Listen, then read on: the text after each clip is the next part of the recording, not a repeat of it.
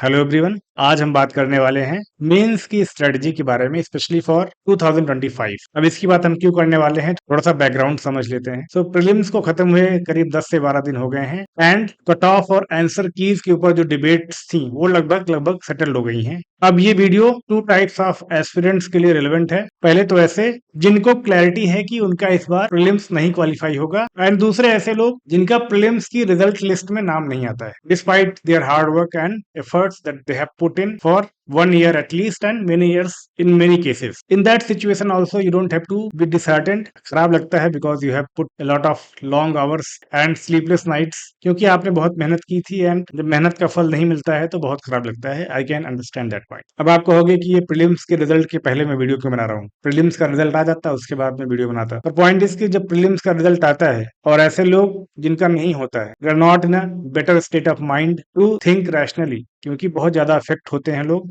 Specially ऐसे लोग जिन्होंने बहुत ज्यादा मेहनत की है और जो एक्सपेक्ट कर रहे थे कि उनका प्रीलिम्स हो जाएगा। बिफोर स्टार्टिंग एक और चीज मेंशन करना चाहूंगा मैं कि ये उनके लिए नहीं है जिन्होंने जस्ट प्रिपरेशन स्टार्ट की है, उनके लिए एक अलग वीडियो बनाया जाएगा। सो अब स्टार्ट करते हैं चैलेंजेस से कि चैलेंजेस क्या क्या रहने वाले हैं आपके लिए, स्पेशली अगर आप इन दो कैटेगरीज में आते हो। ऐसे लोग जिनको कंफर्म है कि उनका नहीं हो रहा है एंड ऐसे लोग जिनका प्रीलिम्स में अनफॉर्चुनेटली नहीं होता है। सो बट ऑब्वियस है कि आपको बहुत ज्यादा फ्रस्ट्रेशन होगी क्योंकि आपने बहुत ज्यादा मेहनत किया है, बहुत ज्यादा अपने एफर्ट्स को लगाया है, and also your friends and your relatives and your family they will call you and ask you कि हुआ कि नहीं हुआ, क्यों नहीं हुआ, and different kind of question. And अगर आपकी सपोर्टिव फैमिली नहीं है तो प्रॉब्लम्स या फ्रस्ट्रेशन और ज्यादा बढ़ जाती हैं। दूसरा चैलेंज क्या होगा कि कंफ्यूजन रहती है। कई बार कंफ्यूजन बेसिकली उनके लिए ज्यादा रहती है जिन्होंने 2-3 अटेम्प्ट दे दिए हैं। उनको लगता है कि अब तैयारी करना ठीक रहेगा, क्या प्लान बी की तरफ मूव करें या दोबारा से मेहनत करके अपनी प्रिपरेशन स्टार्ट करें या तैयारी को छोड़ दिया जाए completely. So this confusion arises, you start doubting yourself. So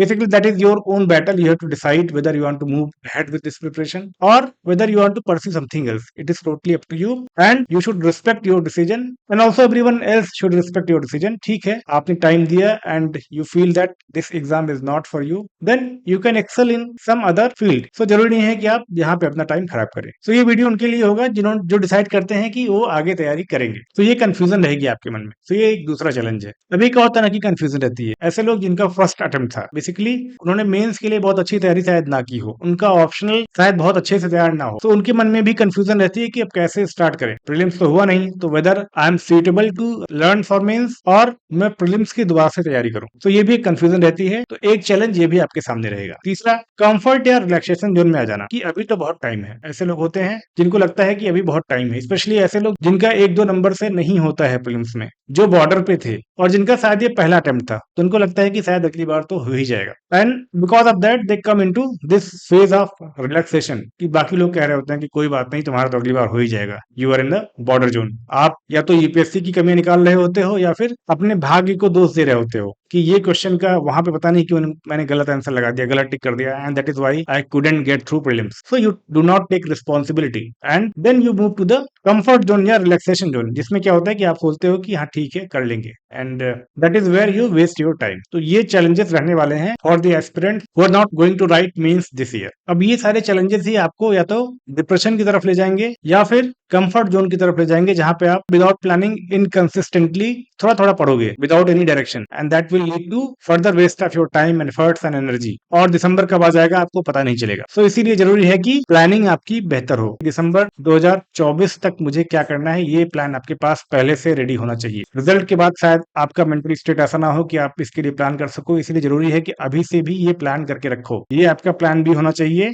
in case आपका प्रीलिम्स नहीं होता है तो। और जैसे ही प्रीलिम्स का रिजल्ट आता है एंड अनफॉर्चुनेटली आपका प्रीलिम्स नहीं होता है, तो यू रिजल्ट के 1-2 दिन के बाद आप प्लान बी पे जंप कर जाओ। सो बेसिकली ये सारे चैलेंजेस एक एस्पिरेंट फेस करता है ड्यूरिंग दिस टाइम पीरियड। अब इसका रिजल्ट क्या होता है? रिजल्ट ये होता है कि इनकंसिस्टेंसी आती है पढ़ाई में आपके, और दूसरा लैक ऑफ प्लानिंग। दोनों इंटर रिलेटेड है। प्लान नहीं करोगे तो आपके पास डायरेक्शन नहीं होगी, डायरेक्शन नहीं होगी तो आप इनकंसिस्टेंट रहोगे, and these two problems further lead to inaction या फिर इनएडिक्वेट एक्शन। थोड़ा बहुत पढ़ते रहोगे आप, but that will not be sufficient for you to clear examination. So इन चैलेंजेस को सॉल्व करने के लिए अपने को क्या करना है? प्लान करना है। So basically failing to plan means planning to fail. So इसलिए जरूरी है कि आप प्लान अच्छे से करो। प्लान इसलिए क्योंकि that will help you put efforts and hard work in a right direction. So next 6 month के लिए मैं आपको प्लान करके बताऊंगा कि कैसे आपको प्लान करना है अपनी चीजों को, सो दैट 2025 में कोई डाउट ना रहे। क्योंकि अगर आपने अभी नहीं किया और दिसंबर आ गया तो उसके बाद दोबारा आप प्रीलिम्स पे फोकस करोगे, क्योंकि आपका प्रीलिम्स नहीं हुआ है, एंड मेंस के लिए दोबारा आपके पास टाइम नहीं बचेगा। एंड अगर आपका प्रीलिम्स हो भी गया तो मेंस के लिए इतना कम टाइम होता है कि आप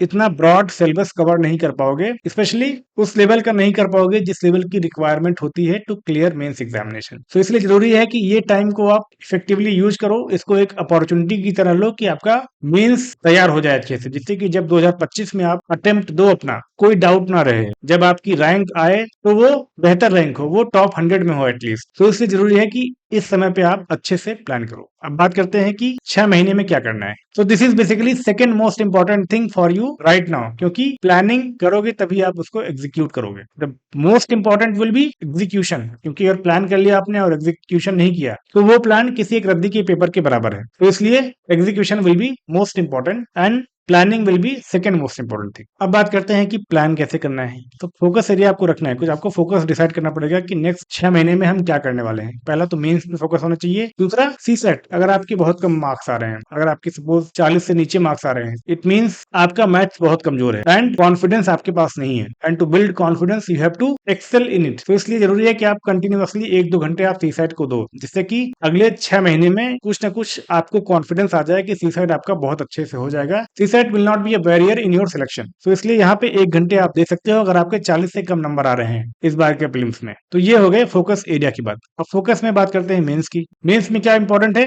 ऑप्शनल एंड एथिक्स। ये क्यों इंपॉर्टेंट है? क्योंकि इस पे हम नॉर्मली फोकस नहीं कर पाते हैं, क्योंकि ये प्रीलिम्स का पार्ट नहीं होता है, बट ये मोस्ट इंपॉर्टेंट पार्ट होता है आपके मेंस एग्जामिनेशन का। तो इसलिए जरूरी है कि इन दोनों चीजों पे आप बहुत अच्छे से टाइम दो, बहुत अच्छे से तैयार करो इनको। अब बात करते हैं कि इसके अलावा जो चीजें बच जाती हैं मेंस में, उसको कैसे कवर करना है। तो बेसिकली पीवाईक्यूज बेस्ड जो है वो कवरेज रखना चाहिए हमें। पहला, हमें देखना है कि क्या क्या ऐसे स्पेसिफिक टॉपिक्स हैं जिनका कंटेंट लिमिटेड है, या जो बहुत स्पेसिफिक है, या जिनको थोड़ा टाइम देके हम कॉम्प्रहेंसिवली कवर कर सकते हैं। उनके डायमेंशंस को आइडेंटिफाई करके उनको कॉम्प्रहेंसिवली हमें कवर करना है, जैसे कि आरटीआई हो गया, इंक्लूसिव ग्रोथ हो गया। ऐसे बहुत सारे टॉपिक हैं जिनका लिमिटेड डोमेन है, जिनको आप अच्छे से कवर कर सकते हो। तो ऐसे टॉपिक पे हमें फोकस करना है। देन जो broad parts of the syllabus हैं, जैसे कि ज्योग्राफी हो गया, हिस्ट्री हो गया, गवर्नेंस हो गया, ये ब्रॉड टॉपिक्स हैं, इनको हमें सब कैटेगराइज करना है। एक तो यूपीएससी के फेवरेट्स कौन कौन लोग हैं इनमें, और जिनसे कम क्वेश्चन पूछे जाते हैं, ऐसे कैटेगरी में डिवाइड करना है हमें। ये करेंगे हम इन पीवाईक्यूज के बेसिस पे। अब इन चीजों को मैंने एक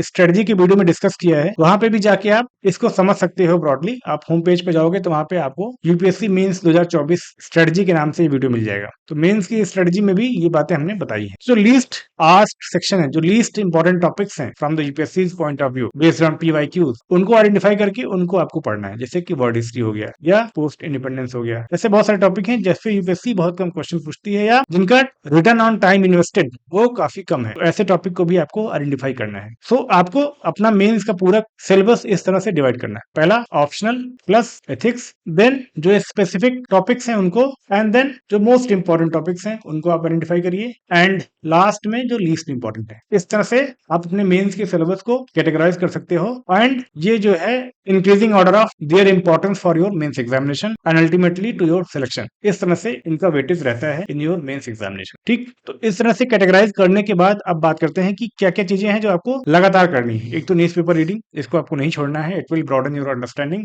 it will keep you linked to the various current developments, जो जिसकी आपको हेल्प मिलेगी मेंस की प्रिपरेशन में भी, और साथ में प्रीलिम्स में भी आपको ये हेल्प करेगा। Next one is answer writing. Answer writing भी आपको करते रहनी है। You don't have to just read, आप आंसर राइटिंग प्रैक्टिस भी करते रहो। आंसर राइटिंग प्रैक्टिस आपको पीवाईक्यूज से स्टार्ट करनी है। पीवाईक्यूज जितने भी किसी टॉपिक पे आए हैं, जैसे ये सारी चीजें हमने पीवाईक्यूज के बेसिस पे किया। ऑप्शनल में आपके जितने पीवाईक्यूज आए होंगे, एथिक्स में जो भी पीवाईक्यूज आपके आए हैं, पढ़ने के बाद आप उनको लिखने का प्रयास करो। पहले आप पीवाईक्यूज को अच्छे से लिखने का प्रयास करो। वहां से दो चीजें होंगी, आपको डायमेंशंस पता लगेंगे कि किस डायमेंशंस पे क्वेश्चन पूछे जाते हैं, और साथ में ही आपकी आंसर राइटिंग भी इंप्रूव होगी। साथ में आप कोई टेस्ट सीरीज आप ज्वाइन कर सकते हो जो दिसंबर तक चले, एंड वहां पे टेस्ट भी लिख सकते हो। उससे जो करंट की इश्यूज हैं वो आपको मिल जाएंगे। वहां पे आपको एक टाइमली मैनर में आंसर राइटिंग करने का भी एक्सपीरियंस होगा। तो इससे जरूरी है कि ये दो चीजें आप करते रहो। एक और इंपॉर्टेंट चीज है कि अभी के लिए आप एस्से को इग्नोर कर सकते हो, क्योंकि इससे आपका कवर हो सकता है आफ्टर प्रीलिम्स। जब आपके पास बहुत बहुत सारी नॉलेज होती है, then you can easily cover your essays, या 3 4 5 दिन देके आप एसे को ठीक ठाक कवरेज कर सकते हो, ठीक ठाक आंसर्स इस पे लिख सकते हो। तो एसे को अभी आप छोड़ सकते हो, you can focus on these aspects of your mains preparation. तो इस तरह से प्लान कर सकते हो। अब I don't believe in top down micro planning, because everyone have their own individual way of planning. So बहुत ज्यादा डिटेल में मैं नहीं बता सकता आपको कि आपको क्या क्या करना है, कौन सा टॉपिक कब करना है,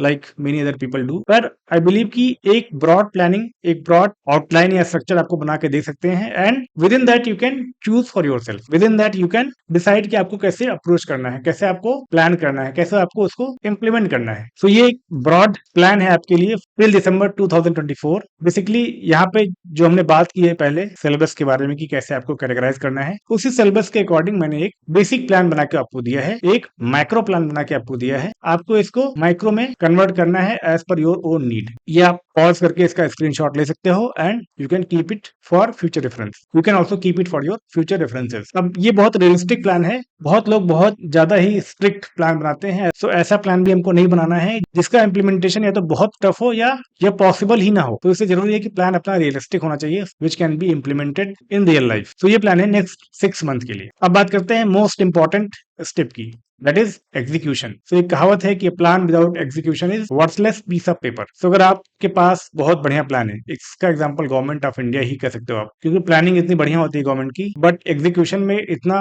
ब्लंटली फेल करते हैं हम लोग कि कोई भी प्लान अपने अल्टीमेट ऑब्जेक्टिव को अचीव नहीं कर पाता है। सो इसलिए अपने को भी एग्जीक्यूशन पे बहुत ज्यादा फोकस करना है। अगर आपके पास एक बार के लिए प्लान नहीं भी है और बट आप एग्जीक्यूशन में विश्वास रखते हो, तो आप कुछ ना कुछ पढ़ लोगे। बट अगर आपके पास प्लान है बेहतर, बट आप उसको एग्जीक्यूट नहीं कर रहे हो, तो वो ज्यादा खराब बात है। सो इसलिए execution is the most important part in your mains preparation. अब इसमें क्या क्या इंश्योर करना है आपको? एक तो ये टाइम ऐसा होने वाला है जिसमें बहुत सारे डिमोटिवेटिंग फैक्टर्स रहेंगे आपके लिए, क्योंकि आपका प्रीलिम्स नहीं हुआ है। सो इस केस में ये जरूरी है कि आपको पता हो कि आप तैयारी क्यों कर रहे हो, what is your drive, what motivates you to prepare for this exam. That will help you maintain consistency, that will drive you to work more, to learn more, to put more efforts and time in your preparation. तो इससे जरूरी है कि आप अपना drive, आपको क्या motivate करता है, वो आप आइडेंटिफाई करें, and keep reminding yourself about it, because motivation की सबसे ज्यादा जरूरत अभी आपको पड़ने वाली है। नेक्स्ट क्या है आपको कि लॉन्ग टर्म कंसिस्टेंसी मेंटेन करना है। You have to keep reminding yourself कि आप ये क्यों कर रहे हो। और जब आपके पास एक मिशन होता है, जब आपके पास एक लॉन्ग टर्म गोल होता है, एक ऑब्जेक्टिव होता है इन लाइफ में, तो आप उसके लिए मेहनत करते हो। तो इसलिए जरूरी है कि इस लेवल पे आपको क्लैरिटी होनी चाहिए, एंड देन आपको इंश्योर करना है कि आप लॉन्ग टर्म में कंसिस्टेंट हो। एक दो दिन चलता है बीच में, बट ऐसा ना हो कि 10 दिन पढ़ा आपने, फिर 15 दिन आप नहीं पढ़ रहे हो। That should not happen, because that will ultimately reduce your chances of getting selected in UPSC 2025. Next is clear mind identifies when you are doing more in mind and less in action. Basically ये over thinkers के लिए है। तो ऐसा ना हो कि आप मन में ही ख्याली पुलाव बना रहे हो, मन में आप ज्यादा काम कर रहे हो और एक्चुअल में आप कम काम कर रहे हो। So action is very important. आप ओवर थिंकिंग मत करिए, किसी भी डायमेंशन में हो सकता है। वो हो सकता है डिमोटिवेट हो कि आप ओवर थिंकिंग कर रहे हो नेगेटिव डायरेक्शन में, हो सकता है आप ख्याली पुलाव बना रहे हो कि हाँ यूपीएससी हो जाएगा तो मैं ऐसे डीएम बनूंगा, मैं ये करूंगा, मैं वो करूंगा। That is also Khyali pulao, many people do that, that is also a kind of depression. So you should not be doing that, rather you should be focusing more on doing things, more on implementing plans, more on executing your ideas, more on completing your syllabus, writing mains answers। इन सब पे आपका ज्यादा focus होना चाहिए। Next one is avoid distractions. क्या होता है कि जब आपके पास क्लियर ऑब्जेक्टिव नहीं होगा, ये चीजें आपकी क्लियर नहीं होंगी कि आपको क्यों करना है, आपके पास प्लान नहीं होगा, तो क्या होगा कि डिस्ट्रैक्शंस बहुत सारे आएंगे। वो कोई टीवी सीरीज हो सकती है या फिर कुछ और हो सकता है आपकी लाइफ में, and that will result in wastage of lot of your time. Please don't do that, avoid distractions of all kind. Internet free है, इसका मतलब ये नहीं है कि आप उसका मिसयूज करें। You should not be scrolling reels for hours, that is not helpful for you. So avoid doing these things, stop distractions, avoid distractions. ये बहुत इंपॉर्टेंट पॉइंट है। अगर आप डिस्ट्रैक्ट हो गए तो despite all the plans, despite all the you can say belief, despite all the drive you have, you will not be succeeding, क्योंकि आप डिस्ट्रैक्ट हो रहे हो। You are not being able to put the amount of effort, energy that you can in your preparation, and that will minimizes your chances of getting selected in UPSC examination। तो ये कुछ execution level पे चीजें हैं जो आपको नहीं करनी है। अब बात करते हैं फीडबैक मैकेनिज्म की। ये सबसे इंपॉर्टेंट है। ठीक है, आपके पास प्लान है, आपके पास एक्शन है, पर अगर आपका एक्शन राइट डायरेक्शन में नहीं है तो क्या वो एक्शन कोई मैटर करता है? क्या उसका फ्रूटफुल रिजल्ट आएगा? क्या जो आउटकम हम एक्सपेक्ट कर रहे हैं वो अचीव होगा हमें? तो शायद नहीं होगा। अगर आप मल्टीपल डायरेक्शन में अपना एफर्ट लगा रहे हो, so you will not be able to achieve the desired result. So वहां पे जरूरत पड़ती है फीडबैक मैकेनिज्म की, और यहीं पे रोल आता है एक मेंटोर का। Mentor gives you right feedback, gives you timely feedback, and बहुत सारे तरह से आपको हेल्प करता है in achieving your desired result which is clearing UPSC examination. जो मेंटोर होता है वो आपको राइट ट्रैक पे रखता है कि क्या पढ़ना है, कैसे पढ़ना है, कितना पढ़ना है, और कहाँ पे आप अपना टाइम ज्यादा वेस्ट कर रहे हो। इन सारे डायमेंशन पे आपको वो हेल्प करता है। So that helps you to be on right track. Next one is की कंसिस्टेंसी को मेंटेन करवाता है वो। कैसे? By acting as a support system and ensuring accountability. Plan आपके पास होगा, प्लान को एग्जीक्यूट कराने की जिम्मेदारी उसकी होगी, एग्जीक्यूट करने की जिम्मेदारी आपकी होगी, पर वो एज अ अकाउंटेबिलिटी मैकेनिज्म आपके साथ रहेगा। आपको पता है कि हाँ एक मेंटोर है, हु विल आस्क मी कि कितना काम हुआ आपका, जो प्लान हमने किया था कितना परसेंटेज उसका अचीव हुआ, why we have not achieved 100%, what were the issues that you faced in achieving those targets. आपको और क्या क्या डाउट्स हैं, वो डाउट्स वो सॉल्व करेगा। And he will also act as your support system in times of need, क्योंकि बहुत सारे डिमोटिवेटिंग फैक्टर्स हैं, जैसा कि हमने बात की पहले, जो बार बार आपको ट्राई करेंगे कि आप ट्रैक से भटक जाओ। वहां पे एक गाइड, एक मेंटोर आपको सपोर्ट सिस्टम की तरह हेल्प करता है। सो इसलिए भी एक मेंटोर जरूरी है। He provides you valuable feedback which helps you in putting your energy, effort and time in right direction. अब इसी कॉन्टेक्स्ट में पर्सनल मेंटोरशिप का क्या इंपॉर्टेंस है आपकी प्रिपरेशन में, उसकी बात कर लेते हैं हम थोड़ा। Basically he is a friend in need, जैसा कि हमने बात किया कि सपोर्ट सिस्टम की तरह वर्क करता है एक मेंटोर, क्योंकि वो अवेयर है कि आप किस चीज से गुजर रहे हो, because at some point of time he might also have gone through it. So he has empathy towards you, he understands your pain points, he understands कि कहाँ पे आपको जरूरत पड़ सकती है, किस तरह की जरूरत आपको पड़ सकती है। So is a friend in need. He is a philosopher who enlightens your path when you are in doubt. जब आपको डाउट होगा, he will also act as a philosopher. वो कृष्ण की तरह आपको ज्ञान देगा कि कैसे आपके हाथ में सिर्फ आपका कर्म है, कर्म करिए, फल की चिंता मत करिए। धोनी की तरह बताएगा आपको कि process is more important than result, you should focus on process rather than on result. So he will act as a philosopher. Also he act as a guide who help you sail your ship in right direction in the sea of knowledge, information, study material वगैरह वगैरह। सो इतना broad है ये UPSC का syllabus, और उसी वजह से इतने सारे स्टडी मटेरियल्स हैं, बहुत सारे कोचिंग इंस्टीट्यूट्स हैं, बहुत सारी